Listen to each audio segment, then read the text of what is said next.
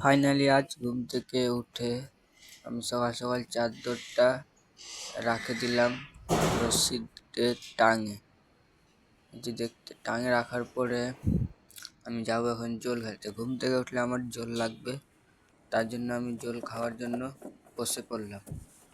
বসে পড়ার পরে এই যে জল খেলাম, খাওয়ার পরে বোতলটা রাখার পরে এতে গামছাটা নিয়ে চপ্পলটি পিনলাম। চপ্পল পিনার পরে আমি যাচ্ছি যে সিঁড়িতে, দেখতে পাচ্ছেন 6 মঞ্জিল আছে বিল্ডিংটা। সিঁড়িতে যাচ্ছি আমি সকাল সকাল, কেন আমি কাজে যাব, তাই জন্য আসি লিফটের কাছে, দেখি লিফট নাই। লিফটটাকে ডাকার পরে লিফটটা খারাপ হয়ে গেছে, তাই জন্য আসলো না। আমাকে যেতে হবে, এখন হাটে যেতে হবে। হাটে যাওয়ার পরে চলে আসলাম আমি আমার বাথরুমের ওখানে। এবার আসার পরে যে দেখতে পাচ্ছেন আমি বাথরুমের সুইচটা চালু করছি। চালু করার পরে